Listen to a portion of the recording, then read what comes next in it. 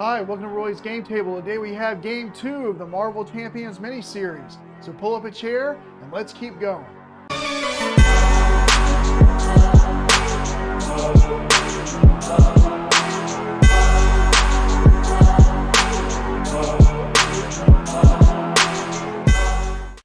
Before we get going too far into the scenario setup for Scenario 2, I do want to call your attention to point number 2 for victory, which is to randomly select a new scenario from a tier 1 higher than the one just played, and then you randomly select the modular set for that new scenario.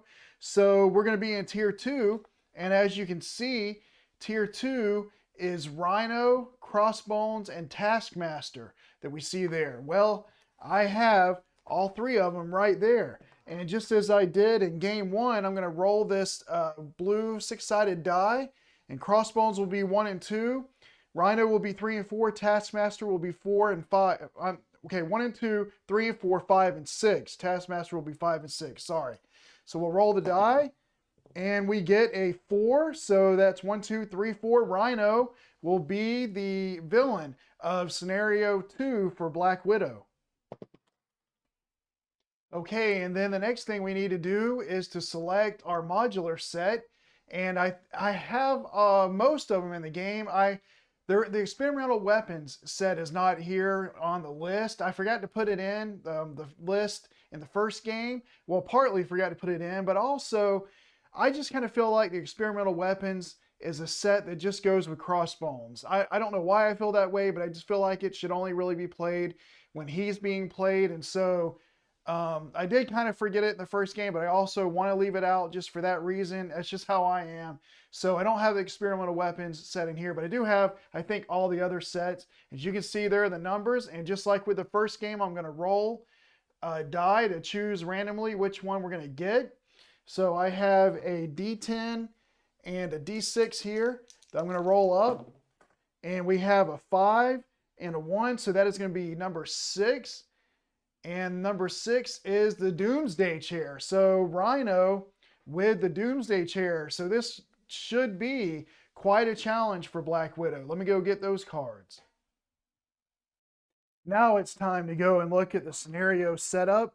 So we're going to do it for obviously for game 2. So first of all, it says check the campaign log for any villain attachments recorded for previous scenarios and attach each card listed to the villain. And if you remember, we have the Goblin Glider that will be attached to Rhino, and so I'll do that when I get the game set up. And then step 2 of the scenario setup, each player searches their deck, hand, and discard pile for supports and or upgrades with total printed costs less than or equal to the handicap for the current scenario, and puts them into play. Cards with 0 printed cost cannot be put into play this way. Well, the only upgrade that I have that is a 0 cost is this laser cannon that I got as an upgrade. Now, there's a bit of a conflict here, in my opinion, because the last sentence says cards with 0 printed cost cannot be put into play this way. Obviously, this is a 0 printed cost. However, it does have the setup keyword, which means that this card starts in play. So, normally, when you have a conflict in rules, the card trumps whatever the rule in the rule book is. And so I think we're going to play it that way. So basically, I'm going to start with the laser cannon in play because of the setup keyword, not because it's a cost 0 and I'm at 0 on the handicap for the campaign log, but because it has the setup keyword. I hope that's okay. I think it still balances it out because Rhino gets to start with an attachment, the Goblin Glider. I get to start with this in play. So I think it does kind of balance out. So, I'm not real sure if I'm supposed to start with this or not in the game because it does say cards with 0 printed cost cannot be put into play. But again, it has the setup keyword. So because of that, I'm going to be putting it into play. And also, this scenario setup step 2 is one of the reasons why you have a handicap. Because if you have a handicap of 1 then each player searches their deck, hand, and discard pile for supports and or upgrades with total printed costs less than or equal to the handicap for the current situation, current scenario. I don't know why I keep saying that, but current scenario. So if you had a handicap of 1, you could start the game. If you lost, you could start the game over with 1 cost upgrades or supports already in play. You just can't start with 0. And I'm guessing this last sentence here keeps you from being able to put like Hawkeye's bow into play at the start of a scenario, because it's a 0 cost and it wouldn't really make a lot of sense to put that card into play at the start. So I'm guessing that's why it has the rule. But anyway, I am going to start with a laser cannon. All right, well, we got everything set up. The 2 decks have been shuffled. I have the Goblin Glider attached to Rhino, and that's going to be brutal at the start because that gives him 4 attack. But that's how the mini-series works. I do have a side scheme in that he's supposed to have when you play on Expert. 15 hit points. As I said, the laser cannon is in here to start off and play. And I have my starting hand, and I can do a mulligan. And I think I do like everything that I see. But I don't think I'm going to be able to put Iron Fist in to do some of the things I want to do. So I'm going to go ahead and discard him and draw a card to see that maybe I can get something else. And there is a Black Widow's Gauntlet. Okay, so I'm going to have to go with this setup then with this hand. And I think the first thing I'll do is put in a Black Widow's Gauntlet with a defensive stance. And that's going to let me draw a card. Okay, the Power of Protection.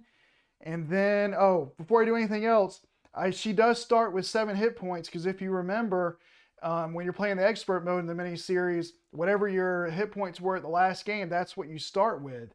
And so she starts with 7. So the first thing I'm going to do is heal her back to 9 so that she can have her max hit points when it's time for her to flip the Black Widow. So I put the Black Widow's Gauntlet in with defensive stance. And then I'm going to use Covert Ops with the other Covert Ops, the Power of Protection, and Target Acquired for those 3 resources. And that's going to allow me to remove 4 threat from a scheme and confuse the villain. So I'm going to go ahead and remove this 3 to get rid of that side scheme. And I'm going to confuse Rhino.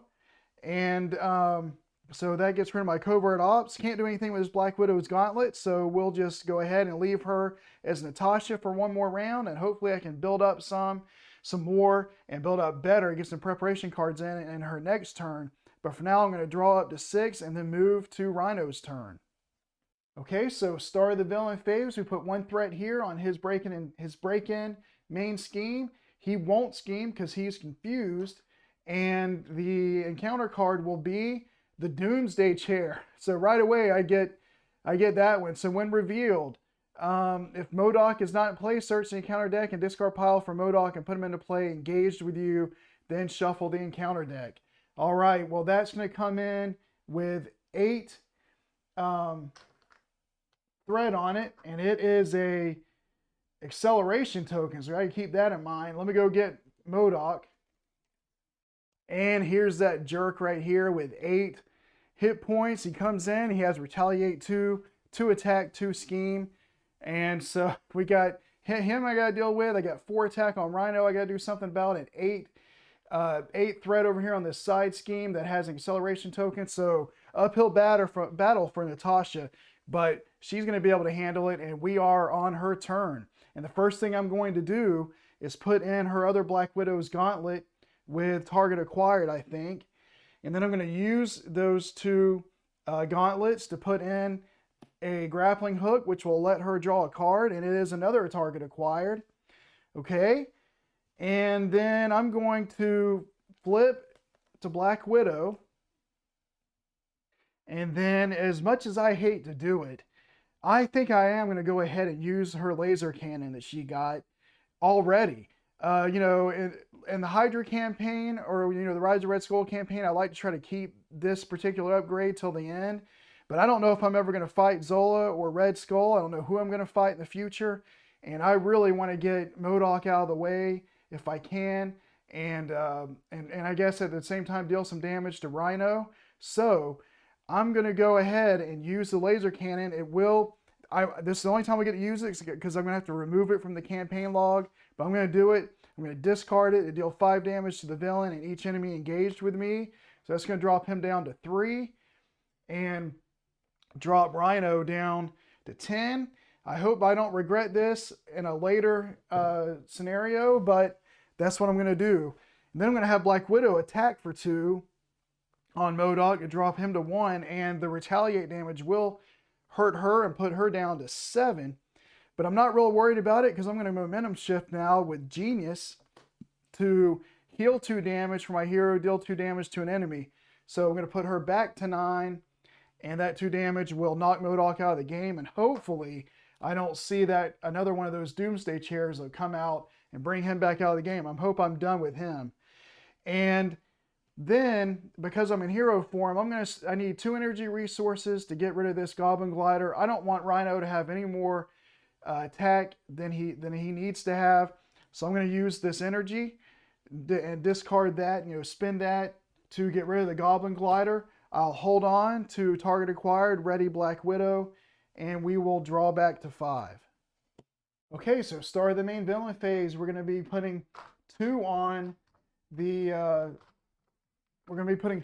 main scheme because of this Doomsday chair, so it's up to 3.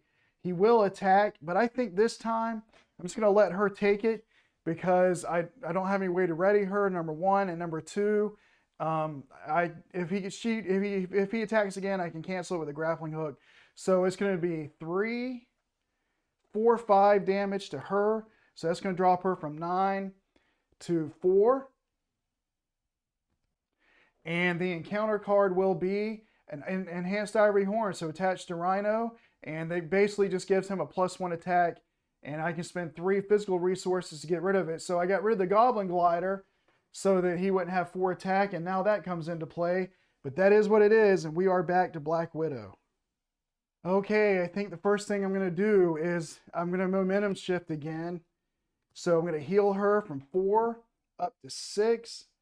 And deal 2 damage to him, so I'm just going to drop him from 10 to 8.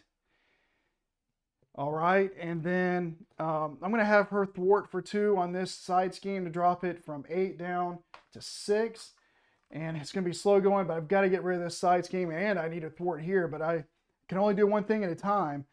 I think that I'll go ahead and put in her safe house. It's either put in her safe house with target acquired or put in target acquired with the gauntlet and then hold on to 2 cards. And I don't want to discard both of these, and I really don't want to have more cards in my hand than I need to.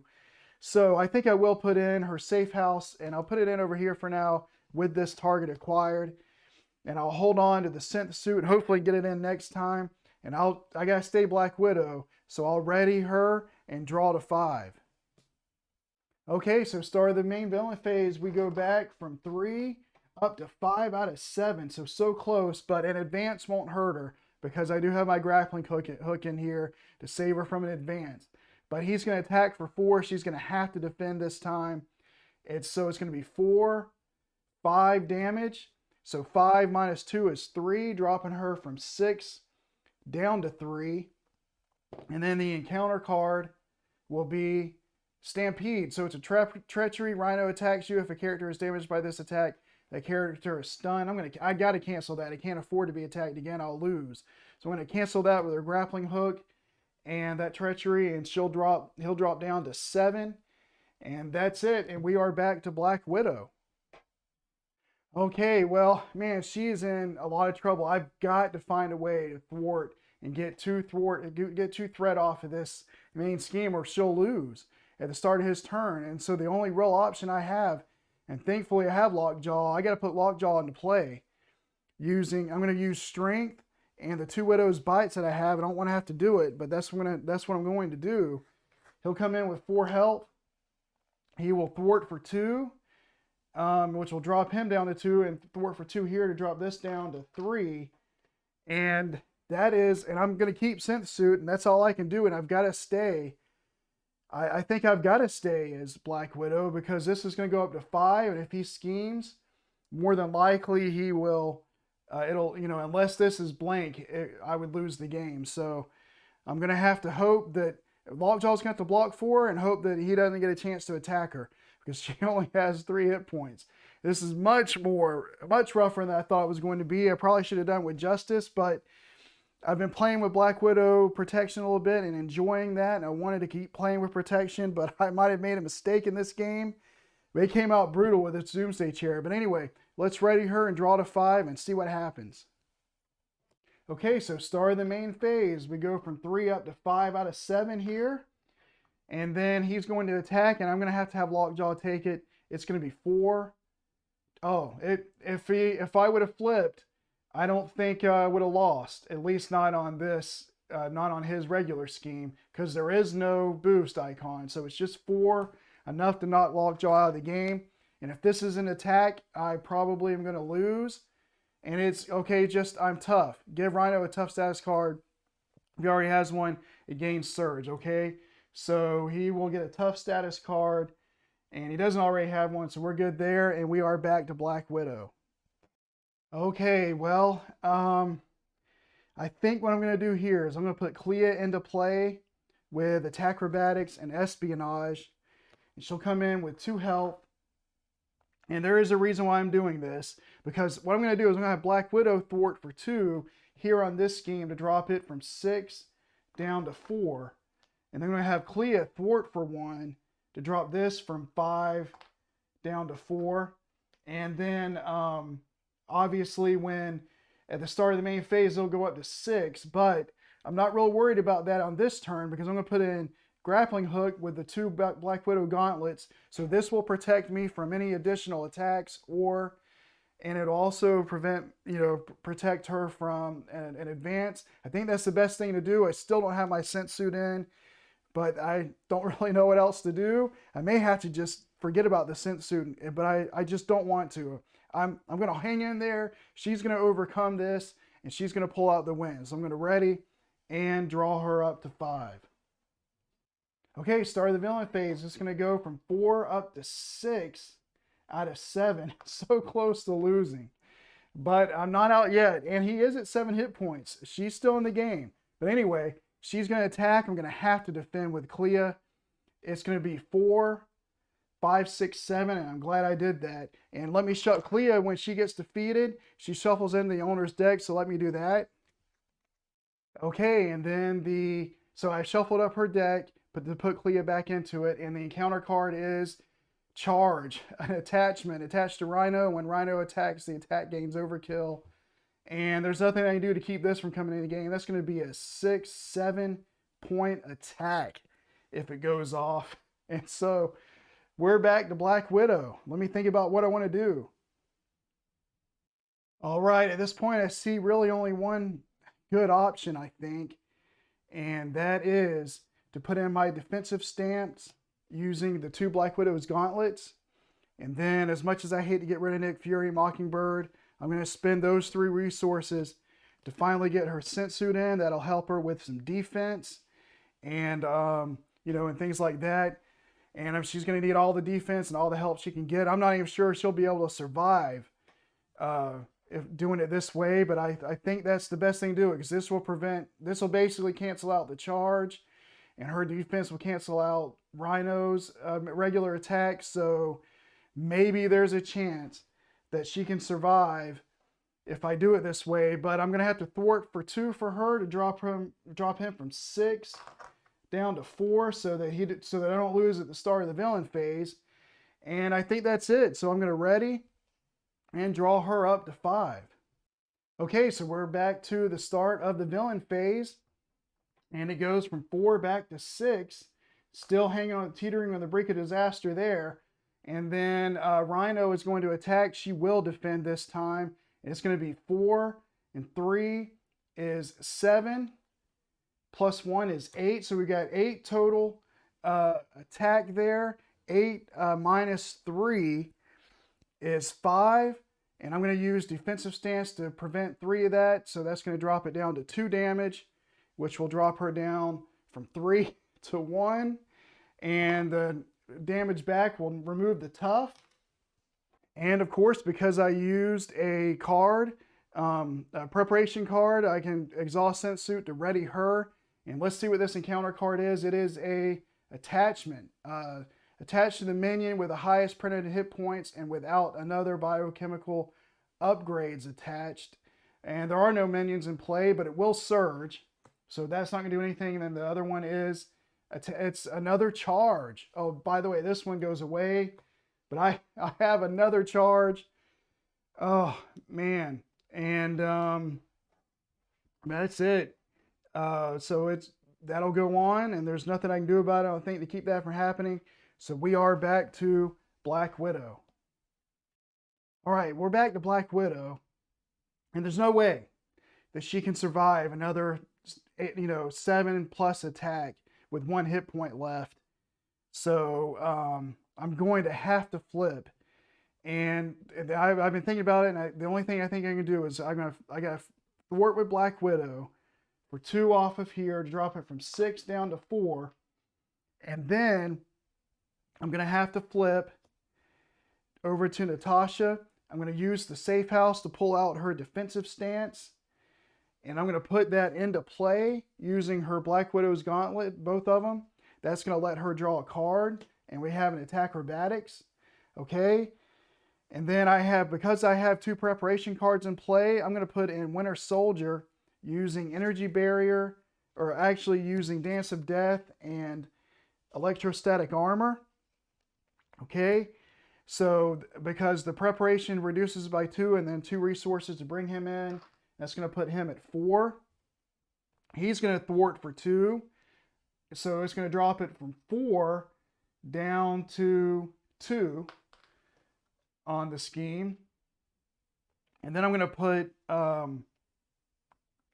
Clea into play using Energy Barrier and Attack Acrobatics. And she will come in with 2 hit points. And she's going to thwart for 1. I think also on the main scheme to drop it down to 1 to give as much of a cushion as I can. And it looks like I might be running out of my deck here. So she's going to have to draw 2 cards. The game could be over with in the next phase, but I think that's the best thing to do. So I'm going to ready Natasha and draw up to 6 and go to the villain phase, and hopefully the game will come back around to her. And I don't have enough to get up to 6, so I have to deal myself an encounter card, and I'll shuffle up my deck, and then we'll move to the villain phase. Okay, so I shuffled her deck, drew it back up to 6, so we're ready to go to the villain phase. It goes from 1 up to 3 out of 7. He's going to scheme for 1, just for 1, so that goes up to 4 out of 7. And now we got 2 cards to deal with. Hopefully one of them won't be in advance. And it is. We have an advance. I mean, who knew? Of course it's going to be an advance when I have to flip. Well, it's 4 out of 7. He schemes for 1. There is a chance that I don't lose here, but it's a very slim chance. So let's see. He'll scheme for 1, 2, 3. That'll put 3 on here. That puts it to 7 out of 7. And so that's it. That's the game. All right. Well, I have to say, I thought it was going to be an easy win for Black Widow. Even in protection, I've played with Black Widow quite a bit off camera with protection. In fact, I did a best of 5 against Green Goblin Mutagen Formula on Expert, and I won that best of 5 with Black Widow protection, 3 games to 2. So I didn't think Rhino was going to be a problem, but he was. Now, it really hurt to get this Doomsday Chair side scheme out first with 8 threat on it. And then it brought out MODOK, and that really messed me up. And then these charges were coming out. I mean, I thought the best I could, but it was rough. That was a rough game. And that's how it can happen. So I lose to Rhino. So let's go to the rules. And as I said in the first game, I'm playing expert mode with increased momentum. So that means increased momentum, regardless of whether or not I win the game, I move on to the next game. And I do the victory condition stuff for the next game.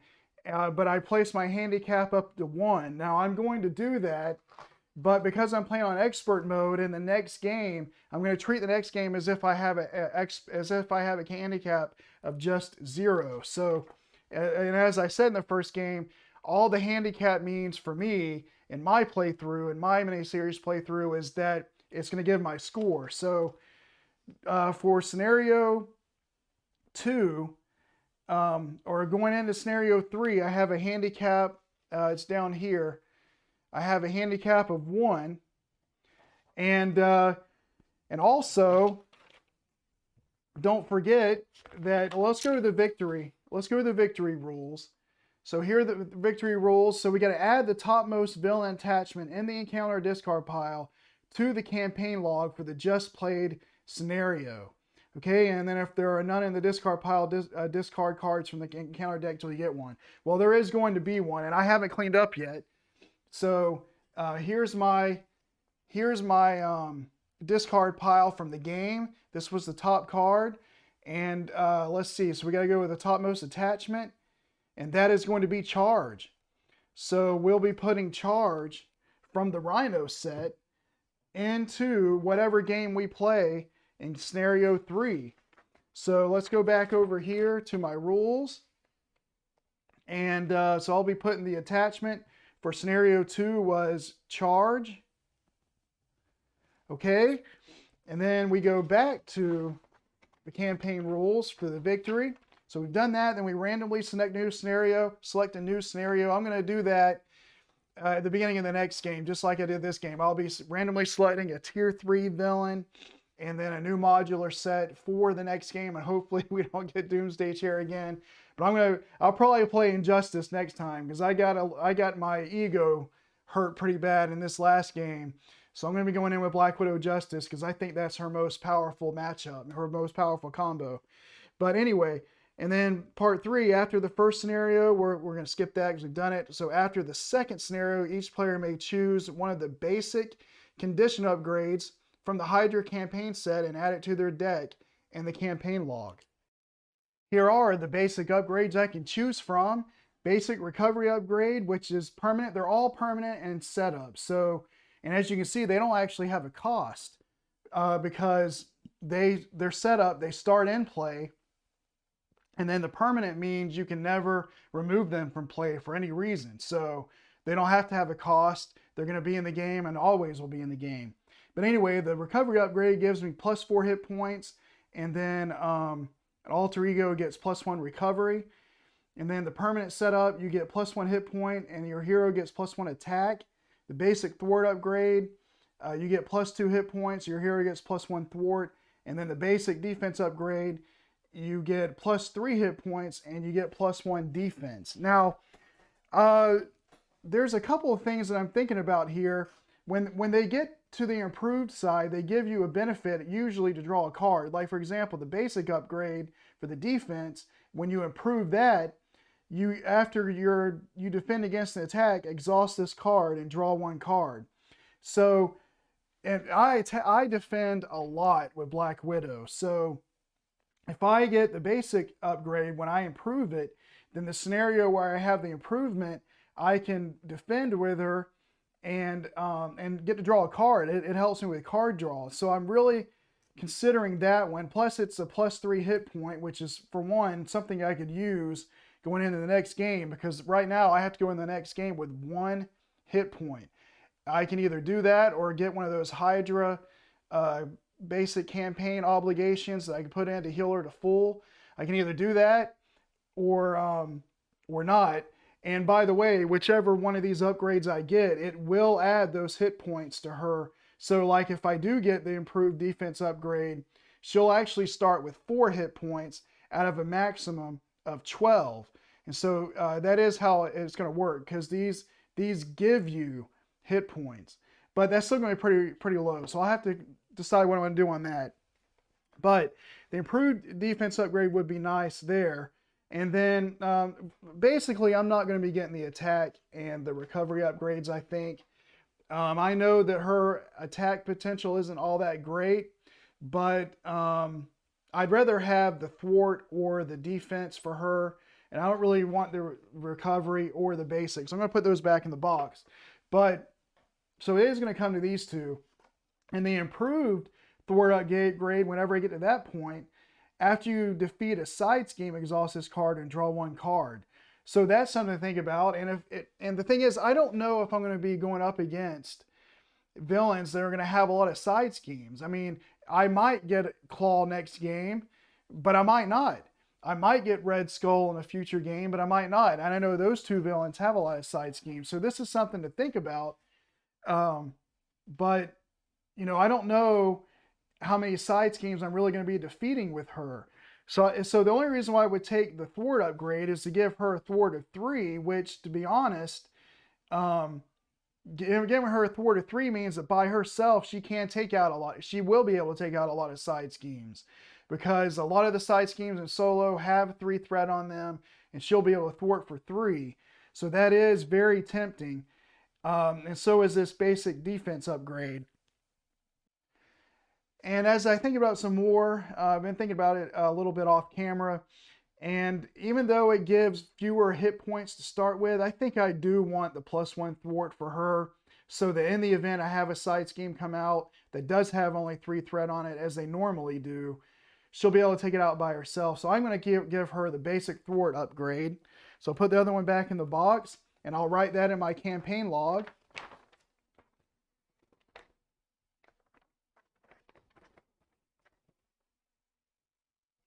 Okay, so her basic upgrade will be, it's up here, it's going to be the thwart. I'll just put thwart, and I'll know what that is. Okay, so we'll go back to the victory, and then after the third scenario, each player may flip to the basic condition, so that goes to show you the only time I'll get to use the improved thwart upgrade is for Ultron, Red Skull, or Kang. I'll only get to use it for one of those 3, and I may not even get Red Skull. But Ultron does have some side schemes, and Kang has some side schemes we know of as well. So actually, that was probably a good decision anyway, to go with the thwart upgrade. So now we record a handicap of 0 in the campaign log for the next scenario. Obviously, if I would have won, but I didn't. So I've already put the 1 right here for that. And that's going to do it, I think, for Black Widow versus Rhino. Hope you enjoyed the game. If you do, please consider to like and subscribe and hit the notification bell, because I will be having a game 3 of this mini-series coming out soon. And until that time, I'll save you a seat at the table. Thanks for watching.